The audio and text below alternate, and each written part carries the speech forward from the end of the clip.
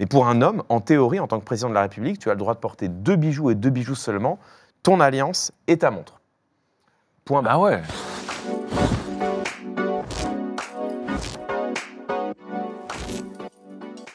Je vais vous parler de la mode chez les politiques, politiciens et politiciennes, on va dire les professionnels de la politique, et à travers des histoires et des personnes, comment ils ont utilisé la mode à leur avantage ou à leur dépens pour faire passer notamment des messages ou pour lutter contre d'autres messages.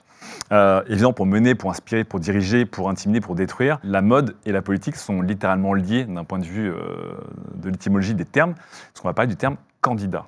Le terme candidat, il vient de la Rome antique, en fait, tout simplement, où à l'époque, la toge, c'était l'habit, c'était le costard des Romains. Mais quand il y avait des élections et que des personnes rentraient en campagne pour se faire élire, eh bien, ils repassaient leur toge avec de la craie très très blanche pour avoir un aspect plus pur et aussi plus visuel. Qu'on les voit mieux par rapport aux toges qui pouvaient être un peu beige ou un peu salies. Et qu'ils aient cette toge qui est vraiment blanche parfaite, on appelait ça la toga candida, donc, qui veut dire un peu blanc pur, et qui donnait une aura pure et honnête, et qui permettait aussi d'être plus visible.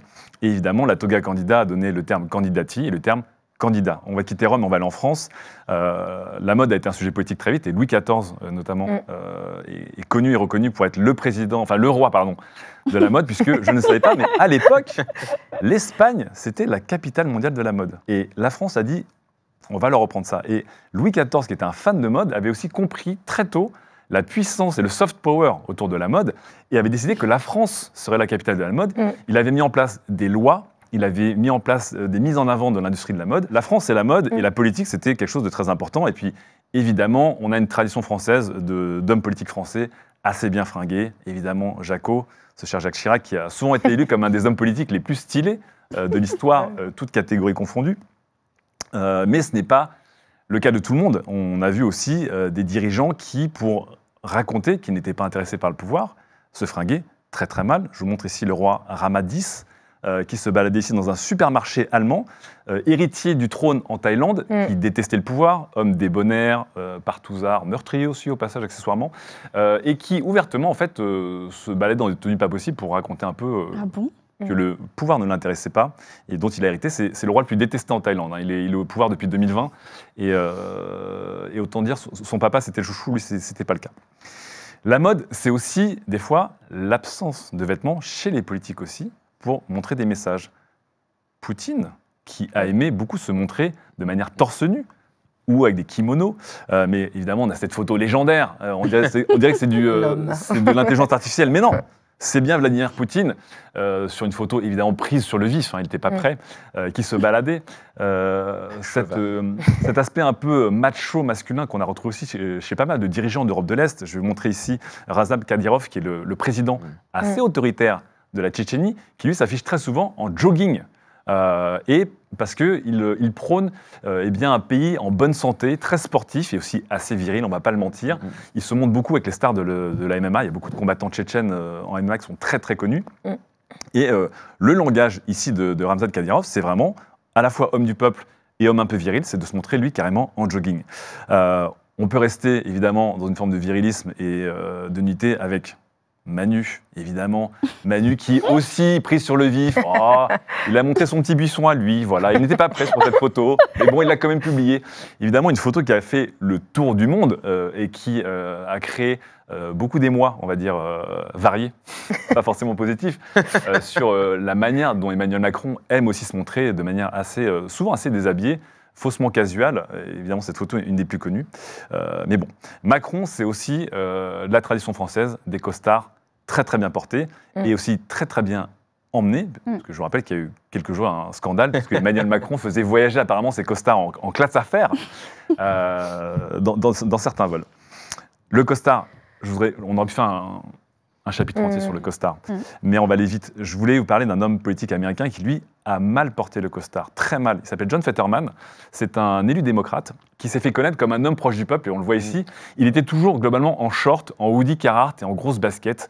Et toute sa campagne, en fait, il était comme ça. C'était évidemment ce qu'il était vraiment, mais c'est devenu sa signature, homme du peuple. Et lorsqu'il a été élu et qu'il a pris des fonctions officielles, il a dû porter le costard. Et on l'a vu porter des costards. Et pareil, on sent le costard qui a été très mal coupé, et d'aucuns pensent que ça a été fait volontairement de la part de John Fetterman. Ah oui. Bon, déjà, le mec fait 2 mètres de haut, donc quoi qu'il arrive, c'est difficile à montrer. Ouais. Mais pour montrer qu'il n'était pas à l'aise dans le costume, et beaucoup y voient un message politique, encore une fois, pour dire je reste un homme du peuple, et c'était assez malin. Autre personne qui porte mal le costard, mais surtout la cravate, évidemment, Donald Trump. Alors là, on va faire hurler tous les sartorialistes du monde, puisque la fameuse cravate rouge, Donald Trump, est beaucoup trop longue. Voilà. Alors, je ne suis pas Marc Boger, notre spécialiste de la cravate et du costard, mais Marc Boger vous dira une cravate s'arrête à la boucle de ceinture. Bien sûr. Celle de Trump, évidemment, dépasse. Pourquoi la cravate de Donald Trump est très longue? Je vous laisse réfléchir sur les signaux subtils que Donald Trump voudra envoyer. Mais je vous rappelle que Donald Trump a des grandes mains, bien sûr. C'est lui qui le dit. Il a des très, très grandes mains. Et on a vu notamment une mode ces derniers temps avec des hommes politiques qui portent de plus en plus de bracelets un peu à message et ne portent plus de cravate. Et ici, on voit notamment un bracelet qui a fait le tour du monde. C'est le bracelet du maire de New York, Eric Adams, et qui a un bracelet qui dit hustle et un bracelet qui dit flow. Donc, c'est vraiment...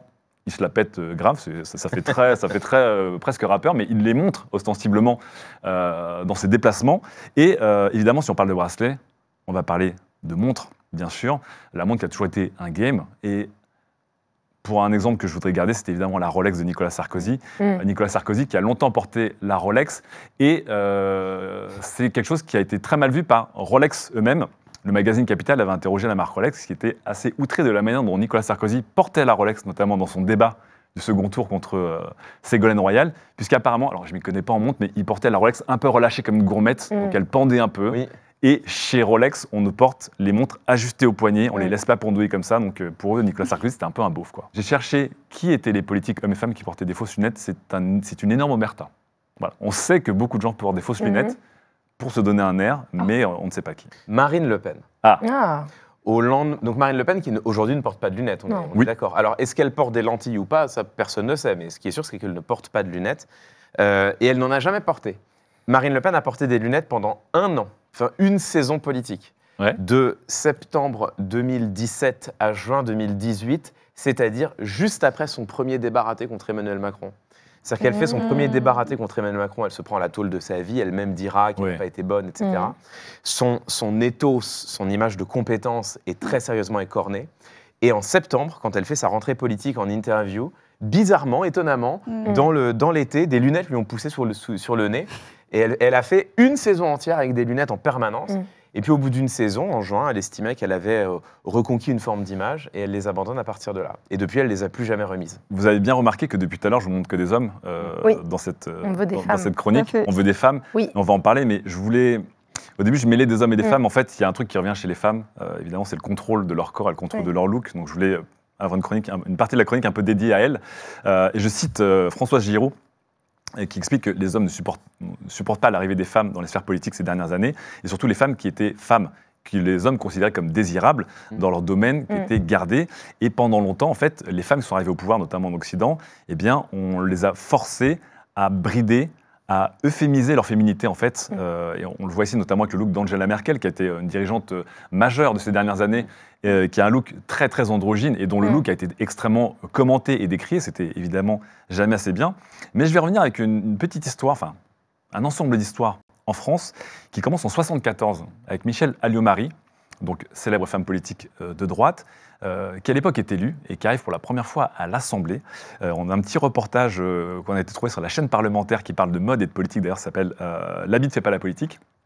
Et Michèle Alliot-Marie raconte que la première fois où elle arrive à l'Assemblée, elle porte un pantalon et on lui a refusé l'entrée de l'Assemblée parce que c'était interdit pour les femmes politiques de porter un pantalon jusqu'à 1980. Et Michèle Alliot-Marie a menacé devant la sécurité d'enlever son pantalon et de rentrer littéralement en sous-vêtements dans l'Assemblée s'il le fallait pour pouvoir forcer l'entrée à l'Assemblée. Ça vous raconte un peu comment dire, ça vous raconte encore un petit peu ces sortes d'injonctions contradictoires qui ne font aucun sens, mais qui étaient surtout là pour mettre la pression aux premières femmes de pouvoir, qui étaient il fallait pas être trop féminine, mais si tu portes un pantalon, c'est un truc d'homme. Évidemment, c'était des choix impossibles.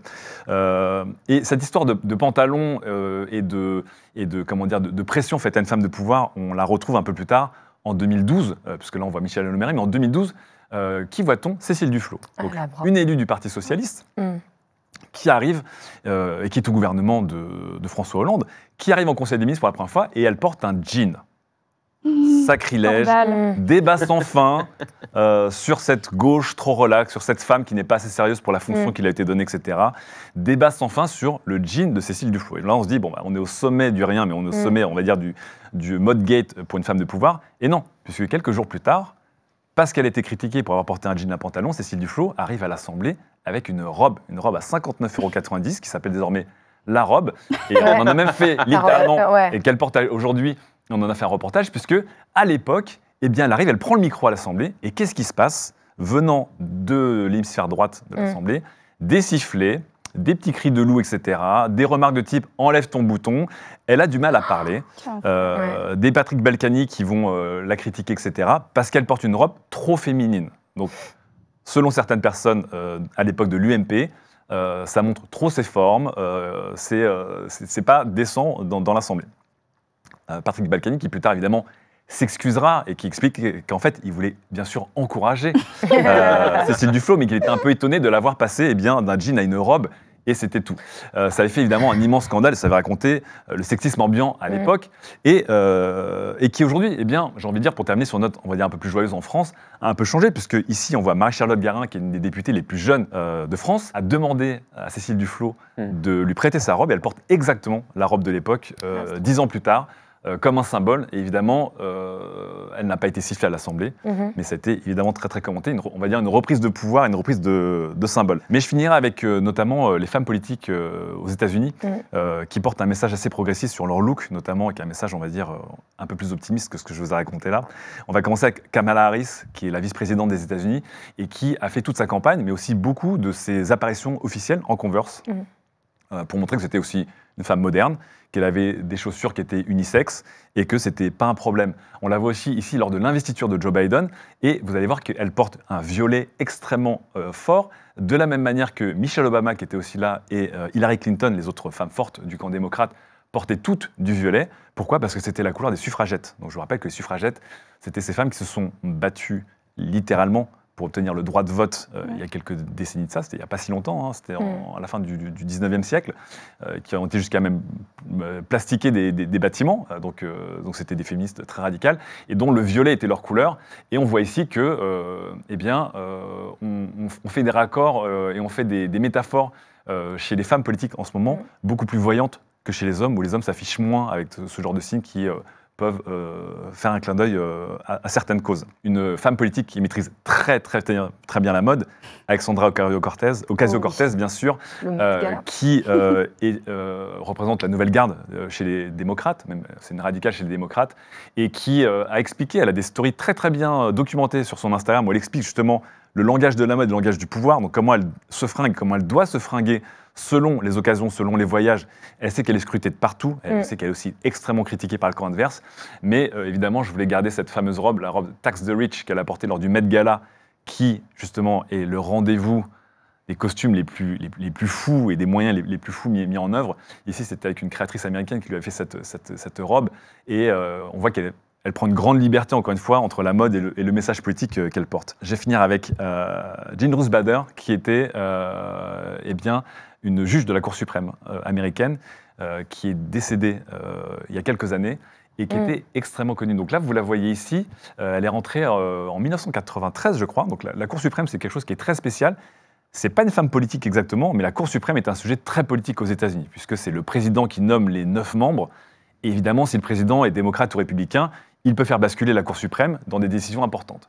Et bien ici, on le voit, c'est une tenue d'homme qu'elle porte à la base.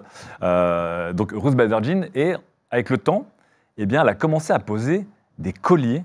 Elle a commencé à poser des plastrons. Des plastrons, à poser des pièces sur sa robe de juge suprême pour expliquer que c'est une femme, qu'elle peut dépasser ce rôle et cette robe qui a été faite pour les hommes à la base. Et surtout, ici, ce que j'adore, c'est que ce collier-là, eh bien, c'est un petit collier qui coûte pas très cher de chez Banana Republic qu'elle portait, qui était son collier favori et qu'elle appelait son Dissent Collar. C'est-à-dire que quand elle rendait une décision de la Cour de justice avec laquelle elle n'était pas d'accord, elle portait ce collier pour rendre la décision et donner son avis en même temps. Et je trouve que ça raconte encore une fois très bien comment des femmes étaient contraintes et ont su dépasser aussi les contraintes qui leur ont été données pour plus s'exprimer dans la politique. Et pour tous ceux qui aiment bien tous ces liens, j'ai une très bonne amie, Mélodie Thomas, qui est journaliste, qui a écrit son livre « La mode et politique ». Donc pour aller encore plus loin, c'est un glossaire qui explique vraiment tous les liens. Alors, elle parle aussi bien de Kim Kardashian, par exemple, que des femmes en politique et des tenues de chaque femme, que des suffragettes ou du Black Lives Matter. Donc je vous le conseille, c'est un super livre. Ouais, c'est vrai que bonne reco, merci. On en parle plus maintenant, effectivement, de la mode est politique, l'art est politique, le contenu est politique, on le voit bien. Mais c'est vrai que là, je pense qu'on s'engageait dans une chronique infinie, parce qu'évidemment, il y a toute la mode, les maisons de mode qui ont fait des défilés. On avait vu Karl Lagerfeld qui avait fait un défilé déguisé en manifestation féministe, qui avait été bien ou mal pris, en tout cas. Donc il y avait plein de choses à dire. Mais là, je m'intéressais justement aux gens de pouvoir, aux gens qui cherchent le pouvoir, aux gens qui règnent, en tout cas. L'homme politique qui, ces dernières années, a, quoi que l'on pense de lui par ailleurs, le mieux exploité la mode, selon moi, dans le discours politique, c'est Jean-Luc Mélenchon. Qui a fait ça de manière ultra fine, qui déjà, quand même, a remis au goût du jour la veste de travail, la veste de... Enfin, ce qu'aujourd'hui on appelle des vestes de travail, c'est des vestes de couvreurs, voilà, qui sont des bleus de travail faits pour être plus courts, pour travailler sur les toits. Et c'est Mélenchon le premier, enfin, en tout cas Mélenchon, porte ça en 2017 dans la campagne, avant que le vêtement devienne cool. C'est-à-dire qu'aujourd'hui, il n'y a pas une marque qui n'ait pas sa veste de travail. Mais à l'époque, il va aller chercher chez Bleu de Paname, je crois, parce que c'est encore un vêtement qui n'est pas si fréquent que ça, quoi. Et ce qui est intéressant, c'est de voir toute l'évolution qu'il y a eu avant, quand tu retraces. C'est-à-dire qu'en 2012, Mélenchon est l'un des hommes politiques les mieux habillés de la campagne. Les mieux habillés au sens traditionnel du terme. Il fait ses nœuds de cravate avec des nœuds Windsor qui sont toujours impeccables. Oui, il a des gilets, enfin, il était très tiré à... Il porte effectivement des costumes 3 pièces, il porte des vestes qui sont clairement du sur-mesure, ou en tout cas qui ont tellement clairement été retaillées pour lui derrière avec un tailleur. Il se permet des jeans, mais jeans bruts très sombres, donc très bien habillé, très, très classique. Et Mélenchon, en 2017, capte que tu ne peux pas faire une campagne anti-élite, dégager les tous et compagnie, en étant fringué comme les élites. Et derrière, tu vas avoir 3-4 ans dans lesquels Mélenchon se cherche un look et il en passe par que des échecs vestimentaires.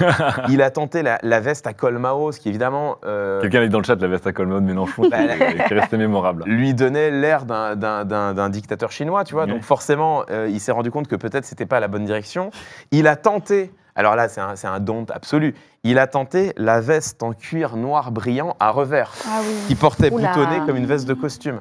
Alors, c'est crise de la cinquantaine, je vais acheter une Porsche d'occasion. Alors, en fait, tu as un peu le côté un peu ringardos du cuir trop brillant. Et puis surtout, en fait, le fait est que quand tu es un homme et que tu portes, surtout quand tu le portes par-dessus des vêtements formels, du cuir noir brillant à revers, quand même c'est une veste courte, ça rappelle un peu les impairs de la Gestapo. C'est pas la bonne idée. Donc ça aussi, il a oublié. Et c'est après coup qu'il trouve ce truc assez génial de se dire, je vais me sortir une veste de couvreur. Et je crois qu'il va acheter ça chez Bleu de Paname. Il me semble que ça avait été dit à l'époque.